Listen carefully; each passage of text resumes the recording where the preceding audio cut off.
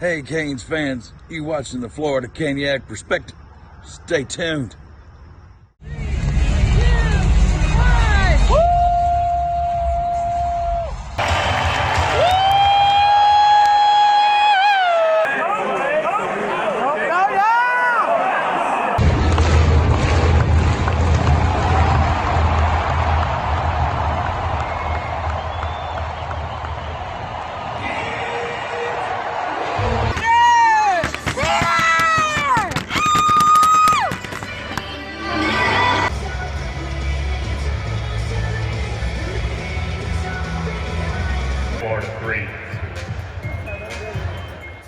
The Florida Caniac Perspective with RJ starts right now.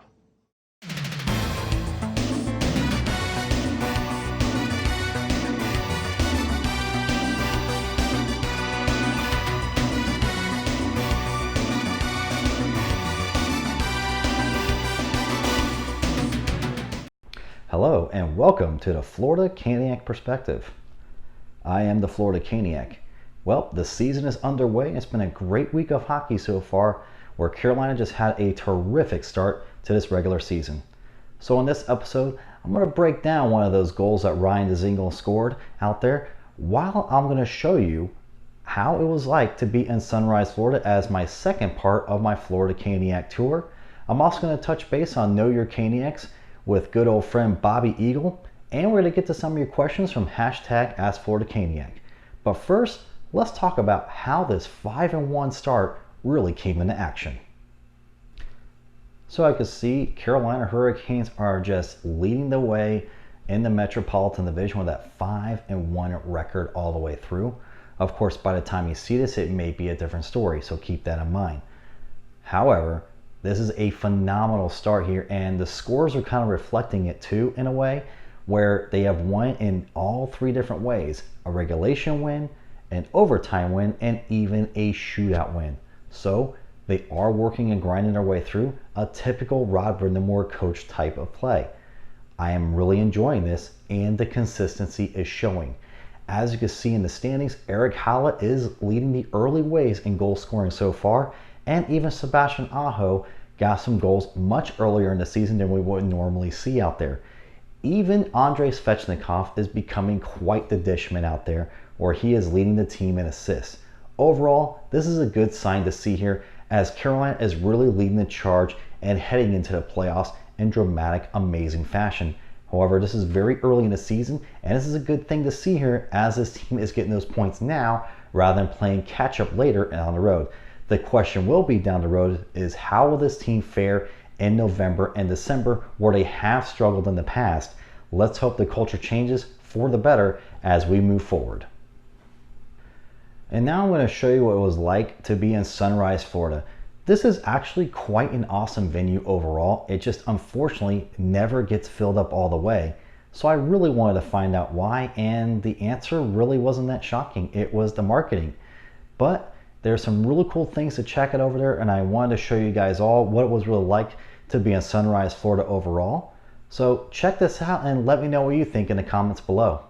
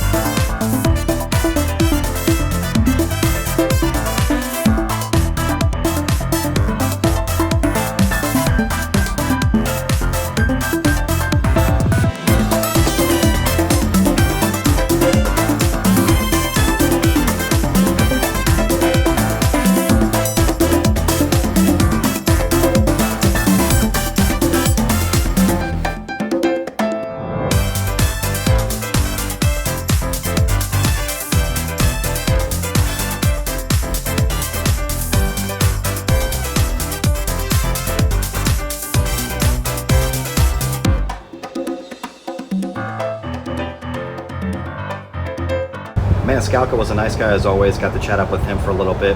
Didn't really get a chance to talk to any of the coaches or Billy out there. They were pretty tied up, and it's one of the louder facilities, so it's really hard to get a word out there. But George did say hello, so that was a nice thing right there. So yeah, this is going to be a great time out there. Let's go enjoy the game.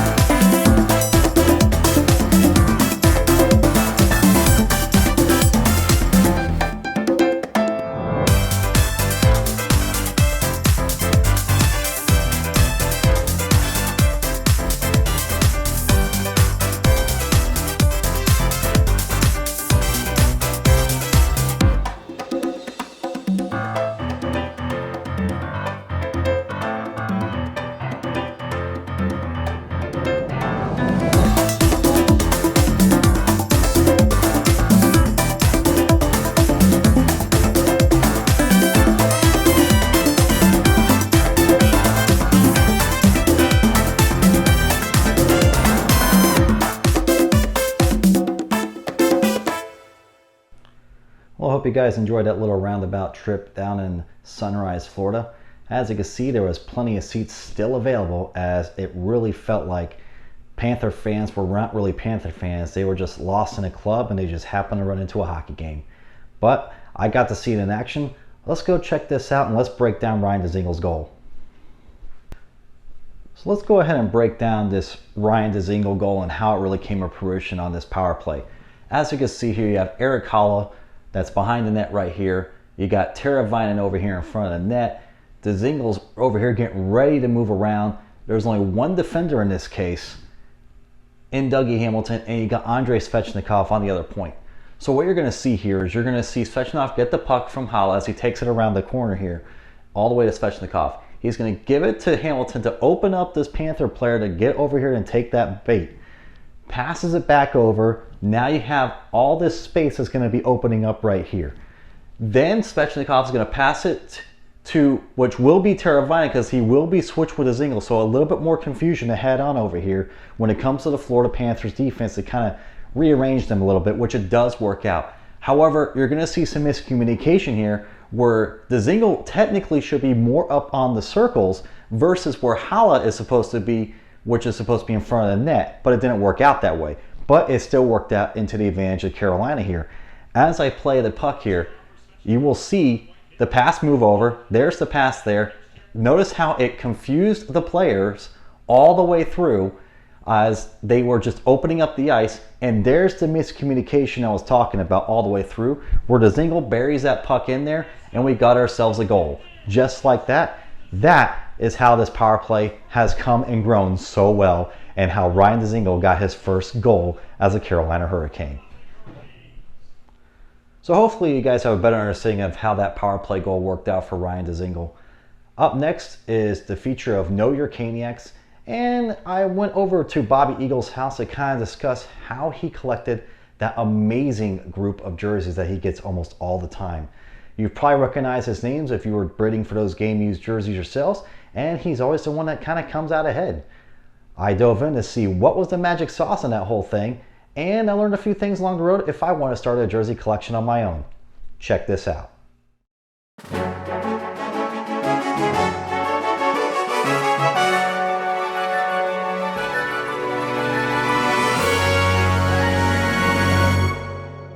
what we have back here is probably what, about an eighth, maybe even a 16th of what you really have here? Something like that. Yeah, that's about right. All right. How did you get involved in something like this? It's interesting. I grew up in Greensboro, and my dad took me to games for the first 2 seasons that they were playing there. They were 15 minutes from my home. It was great. And I was so fortunate, and you know, after the first season, I thought, man, I'd really love to, I'd love to get a jersey, you know, but I was in middle school. And so my grandmother actually gifted me one, which was awesome. I think it was a Christmas gift or birthday gift, something like that. And she got my name put on it, and I finally got to wear it to a game. It took a really long time to get it customized or whatever. I finally wore it to a game, and I was standing on the glass watching them play. This must have been in the beginning of the second season in Greensboro. And I see Dave Carpa down there warming up, and I look at his jersey, and I see this rectangle sewn into the rear. And I thought, well, that's weird. My jersey doesn't have that. Mine's made by Starter just like his was, but it doesn't have that rectangle sewn in the back. And then I looked at the rear, the Starter logo was different. Mine said Starter underneath it, and his was just the S with the star, and his had the NHL logo, and mine only had the Eastern Conference logo. And I started finding all these differences, and I thought, I think what I've got is different than what they have. And I was so curious to kind of find out what was there. And so I worked a number of odd jobs just trying to save and scrape money together, and just started researching. It was just kind of, the internet was nothing like it is today, but it was there. And so I did some searching, and I found online and discovered that game-worn jerseys were a thing. And Hurricanes jerseys weren't available, but I found a Canucks jersey, and I bought that, and the floodgates opened. I discovered that there's a big hobby to this, and if I worked really hard, I could save enough money to, you know, buy a couple here and there, maybe sell one every once in a while, and one thing led to another, and here we are. Now, curious for those that are looking to collect their own jerseys and things like that, or do you just want an occasional one for themselves, or when they make their own future man cave like we have? Yep. Do you ever sell these things? I do, yeah. I always like to, my first go-to is trading. I love to kind of make changes and get different things. My personal collecting goal is I want to have one color in every patch from each season. So, for example, 2008-9, I want to make sure I've got a red, a white, and a black. That's the first year they wore the black jerseys.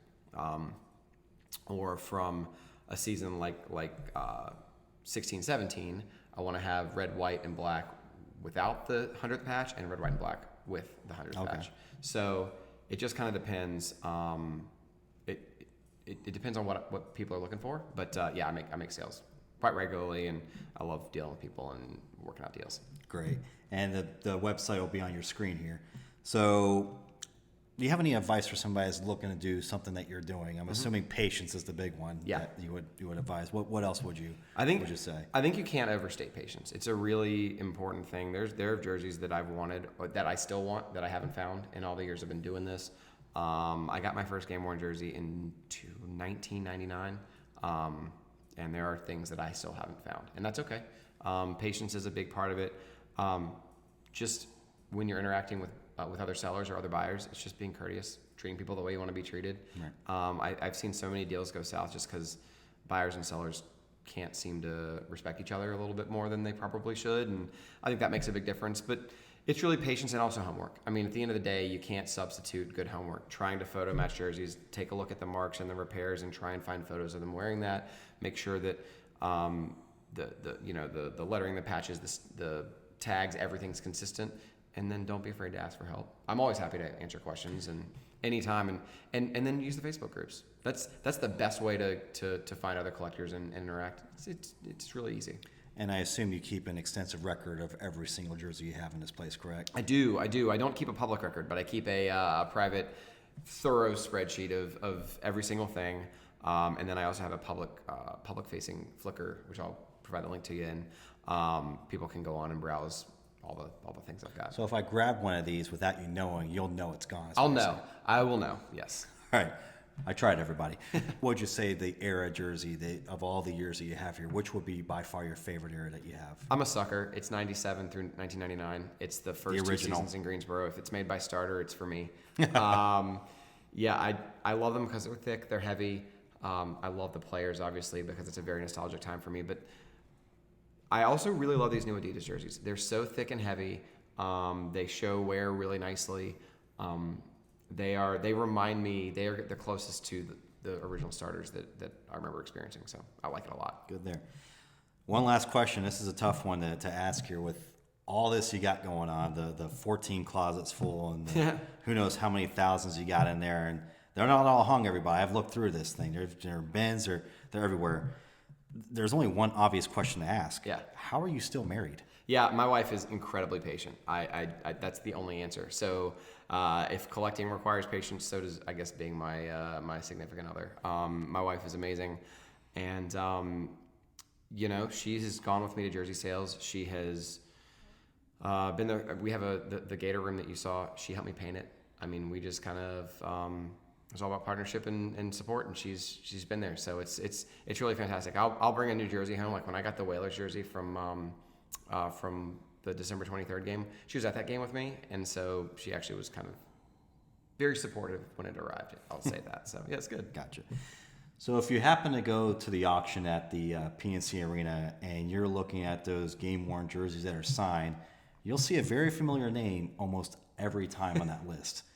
This is the guy, in case you're wondering who keeps outbidding you every time out there. With that, Bobby, what an amazing collection. Thanks, man. And I look forward to browsing some more through this thing, and I can't wait to see what more you add to it. So Cool. Thank you for your time. Sounds good, man. I love living in the Sunshine State, but man, sometimes it just gets too hot to wear a hockey sweater year-round service. Dude, you're gonna love this shirt I got from Bench Clears. What's Bench Clears? Bench Clears created a shirt much like the hockey sweaters we wear today, but without sleeves and easy for you to enjoy outdoor activities. But I could just roll my sleeves up, right? Dude, that's definitely not making a fashion statement at all. But this is a fashion statement. You could do great activities like these. You can't do yard work in your hockey sweater, but with Bench Clears, you can represent your NHL team in flying colors. Grilling is a mess when you have those sleeves on for the big hockey game, but here in the Sunshine State, it's a must-have for your outdoor activities, especially with those meats. You can even hold your baby. 100% polyester material makes it completely machine wash safe, and these colors won't fade at all. You'll truly love your outdoors again with this officially licensed product by the NHL. Get yours today. And now it's time to answer some of your questions from hashtag AskFloridaCaniac.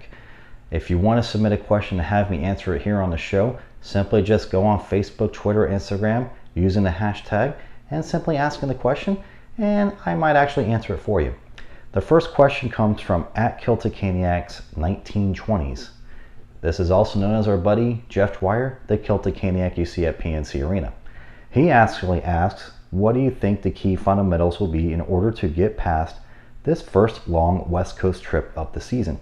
And he's actually talking about the current West Coast trip that's happening right about now, starting off with Tuesday's game against the Los Angeles Kings. Follow that up by the very next day against the San Jose Sharks, then a day in between the game versus the Anaheim Ducks, and then a 5-day break heading back to Columbus before they're back home at PNC to take on the Chicago Blackhawks. Now, Jeff, to answer the question here, the one thing that is going to be the big key fundamental is keeping the consistency going. What do I mean by this? Well, it's more than just the gameplay that's on the ice as well.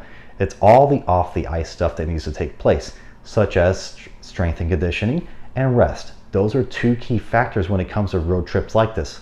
Luckily for the California stand, San Jose, Anaheim are not that far apart really, and neither is LA. They're all kind of within that range of each other. Not a big deal there when it comes to traveling wise, but when you're far away from home like this, trying to keep things as consistent as they are usually on the East Coast is a little bit more difficult, especially with a 3-hour layover difference in your mental brain. The key is just to maintain that focus and try to keep things as simple as possible while you're on those road trips. Don't do anything stupid or crazy off the ice. Just make sure you keep it business as usual while on that trip. It's much more difficult to do that in a place like that, or even in a place like Las Vegas when there's so much going on around the area. So trying to maintain that focus will be a key factor throughout this entire trip. And I'm expecting Carolina to do quite well along this trip. For two of those three teams aren't really doing so hot to start the season off, especially the San Jose Sharks, where they're not looking so hot after all to begin with. LA is going to a different goaltender throughout the entire season. You're not going to see normal Jonathan Quick in a lot of cases. Anaheim is still one of those teams up in the air that actually has a good start going. So time will tell to see if the consistency will really go a long way here. Our other question of the day comes from Christopher Wilt, and he just simply asks what my thoughts are on Hamilton the Pig. And quite honestly, I love the little guy. If he's really little, I doubt that. He's getting hauled around in a wagon, hence why he's not so little. I'm sure the owners of him are quite proud of his amazing popularity with not only the fan base and local Caniacs from far and away, but with the actual team itself. It has grown to quite the custom. I'm not sure if he's actually named after Dougie Hamilton or not, but it fits so well, and Hamilton seems to like Hamilton. The only thing I'm kind of curious about is Stormy. Is he jealous of all the attention? I would love to find that out, and I'm sure I'll get that question answered when I go visit up there in Raleigh coming in January. Caroline might be the guilty party here, for there are some photos out there that are showing her hanging out with Hamilton, even feeding Hamilton. I'm not sure Stormy's aware of this, but I'm sure I'll get some answers when I get there. Thanks for that question, Christopher. Well, that'll do it for this episode of the Florida Caniac Perspective. Don't forget, my next tour stop will be the watch party in Jacksonville, Florida at Legacy Ale Works. If you happen to be in the area, definitely stop on in, have a few brews, and watch the Carolina Hurricanes take on the Minnesota Wild in an Eric Stahl versus Jordan Stahl matchup, or Victor Rask versus Nino Niederreiter, however you want to look at it. Anyway, it's going to be a great time, and I'm looking forward to seeing many Caniacs there. Also, don't forget my tour schedule coming up. Definitely check out florida-caniac.com, and don't forget to post any questions you have with hashtag AskFloridaCaniac. Thank you so much for all the support throughout this season thus far. I will see you guys next time during November when the season gets really into fruition here. Have a good day, everybody, and as always, go Canes!